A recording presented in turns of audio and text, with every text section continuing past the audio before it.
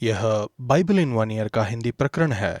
255वां दिन, परमेश्वर के मार्ग में कैसे बने रहें।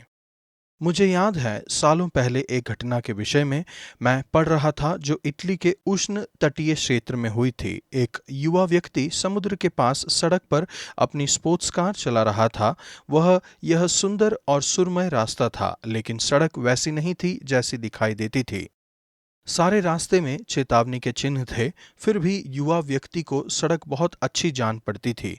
विपत्ति उसका इंतजार कर रही थी। लुढ़की हुई चट्टान ने हाल ही में खड़ी चट्टान का निर्माण कर लिया था। किसी को भी उस सड़क पर नहीं होना चाहिए था। वह तेज रफ्तार से आगे बढ़ रहे थे। उन्होंने सभी चेतावनी के चिन्हों को नजरअंदाज किया।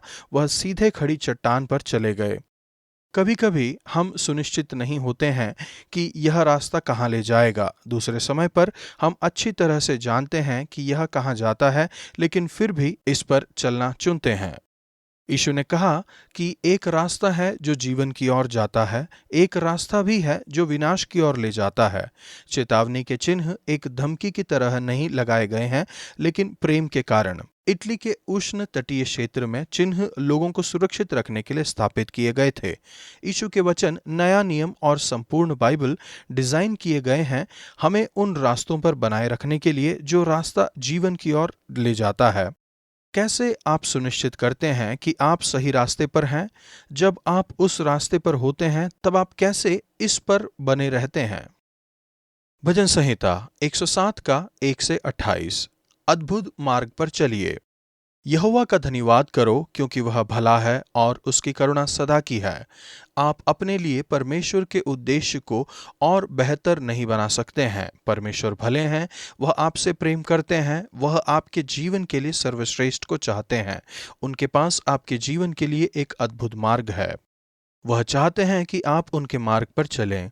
उन्होंने उनको सकेती से छुड़ाया। वह नहीं चाहते हैं कि आपकी स्थिति ऐसी हो।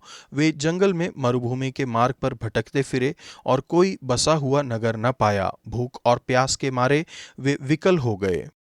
अच्छा समाचार है कि जहाँ कहीं आप हैं, वहाँ से आप परमेश्वर की दुहाई दे सकते हैं।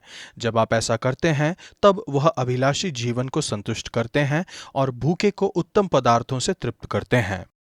परमेश्वर ने उनके लोगों को कई बार छुड़ाया। इसके धन्यवादिता के इस भजन में 4 बार भजन संहिता के लेखक कहते हैं, तब उन्होंने संकट में पड़े परमेश्वर की दुहाई दी।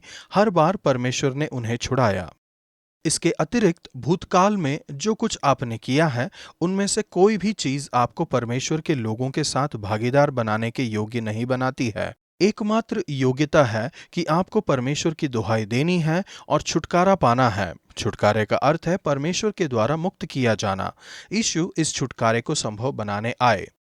परमेश्वर के छुड़ाए हुए ऐसा कहें, बोलिए और दूसरों को बताइए कि कैसे परमेश्वर ने आपको छुड़ाया है।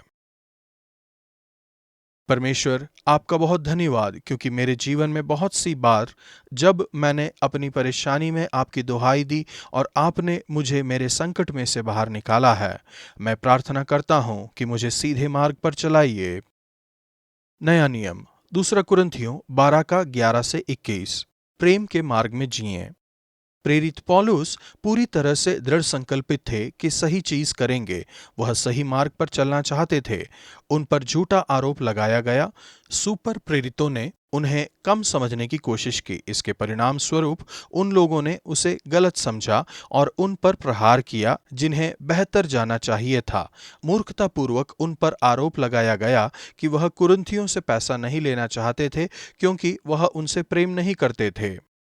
पौलुस बताते हैं कि उन्होंने उनके पैसे नहीं लिए क्योंकि वह उन पर बोझ नहीं डालना चाहते थे।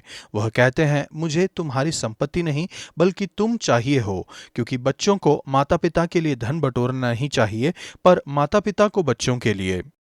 उनके लिए अपने प्रेम के कारण पौलुस ने आनंद से उनके लिए सब कुछ खर्च कर दिया और सच में खुद भी खर्च हो गए।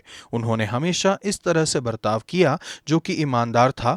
जो कुछ उन्होंने किया वह उनके लाभ के लिए था। वह उनके पैसे या संपत्ति में रुचि नहीं रखते थे, वह उनकी आत्माओं में रुचि रखते थे। ठीक जैसे कि पौलुस ने सही चीज़ों की और सही दिशा में बने रहे, वैसे ही वह चाहते हैं कि कुरिन्थी भी ऐसा ही करें। उन्हें भय है कि उनमें से कुछ शायद मार्ग से भटक जाएंगे। झगड़ा, डाह, क्रोध, विरोध, ईर्ष्या, चुगली, अभिमान और बखेड़े हों। उन्हें डर है कि जब वह उनके पास वापस आएंगे तब वह पाएंगे कि भीड़ जिन्होंने पहले पाप किया था और गंदे काम और व्यभिचार और लुचपन से जो उन्होंने किया मन नहीं फिराया। इन चीजों से मुड़ जाइए, सुनिश्चित कीजिए कि आप उस मार्ग पर हैं जो जीवन की ओर है। जो रास्ता जीवन की ओर जाता है वह प्रेम का मार्ग है, वह प्रेम जो पौलुस कुरिन्थियों से करते हैं। परमेश्वर मेरी सहायता कीजिए कि हमेशा प्रेम में कार्य करूं और चिंता के साथ उनके लिए काम करूं जिनके लिए मैं सेवकाई कर रहा हूं। होने दीजिए कि मैं कभी भी अपने व्यक्तिगत लाभ को ना देखूं, इसके बजाय मेरा एकमात्र अभिप्राय प्रेम हो। परमेश्वर मुझे अपने मार्ग पर बनाए रखिए। पुराना नियम यशाया 29 का 1 से 30 के 18 तक। अपने लिए परमेश्वर की योजनाओं के बारे में उनसे पूछिए। कभी कभी हम खुद की स्वतंत्र योजनाएं बनाते हैं या सहायता के लिए सीधे दूसरे के पास जाते हैं। हम पहले परमेश्वर से नहीं मांगते हैं। जैसा कि जॉयस मेयर कहती हैं, जब तुम्हें एक परेशानी है तब फोन के पास मत जाओ, सिंहासन के पास जाओ। भविष्यवक्ता यशाया परमेश्वर के लोगों की आलोचना करते हैं कि किस प्रकार से उन्होंने उनकी योजनाएं बनाई थीं। उन्होंने परमेश्वर से सम्मति नहीं ली।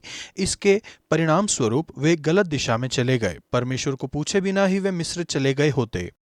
परेशानी है कि वे सच में परमेश्वर की योजनाओं को नहीं जानना चाहते थे। उनकी आराधना केवल एक औपचारिकता है। ये लोग जो मुंह से मेरा आदर करते हुए समीप आते परंतु अपना मन मुझसे दूर रखते हैं। यीशु कहते हैं कि ये वचन सिर्फ यशाया के दिनों के लोगों के लिए नहीं लिखे गए थे।